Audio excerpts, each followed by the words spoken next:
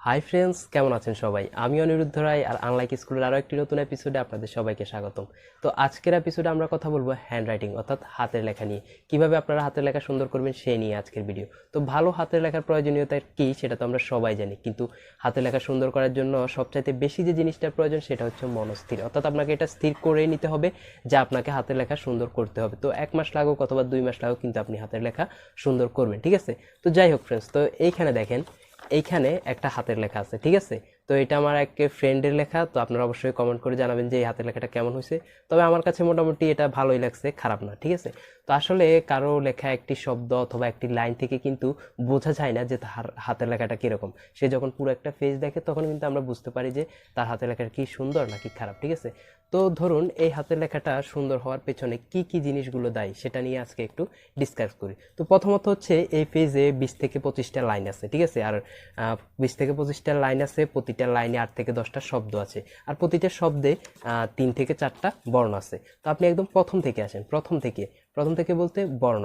তো আসলে এটা বলাই হয় যে যার বর্ণলেখা যত সুন্দর হয় তার হাতের লেখাও তত সুন্দর হয়। তো এই বর্ণলেখা সুন্দর করার জন্য আপনি কি করবেন? আপনি বর্ণমালা লেখা অনুশীলন করবেন। তো বর্ণমালা লেখা অনুশীলনের পূর্বে আপনাকে প্রথমে এটা স্থির করে নিতে হবে যে আপনি কিভাবে বর্ণ লিখবেন অথবা কিভাবে বর্ণ লিখলে আপনার লেখাটা সুন্দর হবে, ঠিক আছে? তো আপনি যখন বর্ণমালা সিলেক্ট করে নেবেন যে কিভাবে লিখবেন, তারপরে আপনি আবার আগের মতো ইংলিশ খাতা অথবা রুল খাতা ব্যবহার করে বর্ণমালা অনুশীলন করতে পারেন। তো এবার দ্বিতীয় জিনিসটা আসি। দ্বিতীয় যে জিনিসটা হচ্ছে সেটা হচ্ছে শব্দ। তো আপনার বর্ণলেখা যদি সুন্দর হয় তাহলে আপনার শব্দ লেখাটাই অটোমেটিকই কিন্তু সুন্দর হয়ে যায়। তাও আমরা শব্দ লেখার ক্ষেত্রে অনেকে একটা ভুল করে থাকি যে আমরা যে শব্দটা লিখি সেখানে যে বর্ণগুলো থাকে তা আমরা কি করি, অনেক সময় অনেক কাছাকাছি দিয়ে দিই অথবা একটু দূরে দিয়ে দিই। তো আপনারা এটা খেয়াল রাখবেন যাতে আমাদের বর্ণগুলো যাতে একটা শব্দে কাছাকাছিও না হয়, আবার যেন দূরে দূরে যেন না হয়। আমাদের বইতে ঠিক যেরকম দেওয়া আছে আপনারা কিন্তু সেরকমটা ফলো করতে পারেন, ঠিক আছে?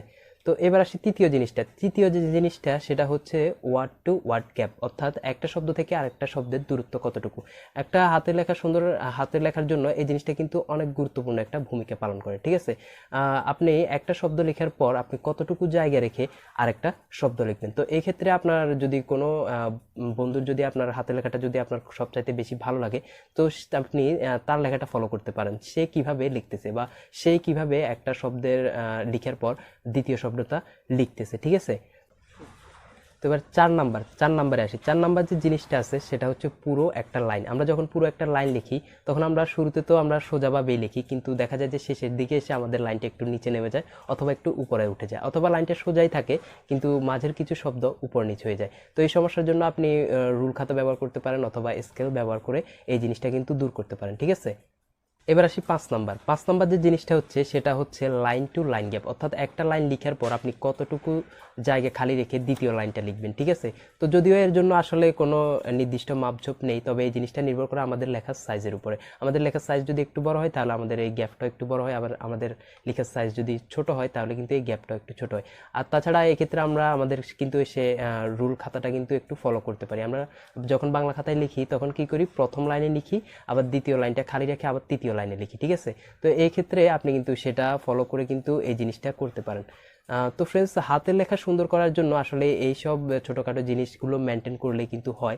তাছাড়া অনেকে বলে যে হাতের লেখার সময় সোজা হয়ে লিখবেন না, ঝুঁকে লিখবেন, অথবা ঝুঁকে লিখবেন না, সোজা হয়ে লিখবেন। আবার কলম ধরার ক্ষেত্রে বলে নিচে কলম ধরুন, উপরে ধরবেন না, উপরে ধরুন, নিচে ধরুন, শক্ত করে ধরবেন না, আস্তে ধরুন, আস্তে ধরবেন না, শক্ত করে ধরুন। তো এই সকল ব্যাপার আর আসলে তো আসলে আমি বলি এই সকল ব্যাপার কিন্তু হাতের লেখা সুন্দর করার ক্ষেত্রে মোটেও ম্যাটার করে না। আপনার যেভাবে সুবিধা হয় আপনি সেভাবে লিখবেন। আপনার যদি ঝুঁকে লিখতে ইচ্ছা করে অবশ্যই আপনি ঝুঁকে লিখবেন। আপনার যদি কলম নিচে ধরতে ইচ্ছে করে তাহলে আপনি নিচেই ধরবেন। তবে কলম ধরার ক্ষেত্রে একটা কথা বলি, আপনি যখন কলম ধরবেন তখন একটু চেষ্টা করবেন যাতে কলমটা আস্তে ধরার জন্য, অথবা যখন আমরা কলমটা একটু চেপে ধরি, তা চেপে ধরলেও কিন্তু কোনো সমস্যা হয় না, কিন্তু আমরা চেপে ধরে যখন কিছুক্ষণ লিখলে আমাদের আঙুলে একটু ব্যথা আসে। তাই চেষ্টা করবেন যে কলম ধরার ক্ষেত্রে একটু আস্তে ধরার জন্য। আর তাছাড়া যে জিনিসটা আছে সেটা হচ্ছে আমরা যখন পরীক্ষার খাতায় লিখি অথবা আমরা যখন বসে লিখি, তখন আমরা যখন ডান হাত দিয়ে লিখি তখন চেষ্টা করবেন বাঁ হাত দিয়ে আপনার পেজটা ফেসটাকে একটু সাপোর্ট দেওয়ার জন্য। তো এই ক্ষেত্রে কি হয়, আপনি যখন বাদ দিয়ে আপনার ফেসটা একটু সাপোর্ট দিতেছেন তখন আপনার ফেসটা একটু লড়াচড়া করতেছে না, ঠিক আছে। এই ক্ষেত্রে আপনার লেখার গতিটা ঠিক থাকতেছে, পাশাপাশি আপনার হাতের লেখাটাও কিন্তু সুন্দরই হবে, ঠিক আছে। তো ফ্রেন্ডস, এই ছিল আজকের ভিডিও। যদি হাতের লেখা সুন্দর করার এর চেয়ে আরও ভালো কিছু উপায় থাকে তাহলে অবশ্যই আমাদের কমেন্ট করে জানাবেন। আর যদি আজকের ভিডিওটি ভালো লেগে থাকে তাহলে অবশ্যই লাইক কমেন্ট শেয়ার করতে ভুলবেন না। আর যদি আপনি আমাদের চ্যানেল নতুন হয়ে থাকেন তাহলে অবশ্যই চ্যানেলটি সাবস্ক্রাইব করে দিবেন।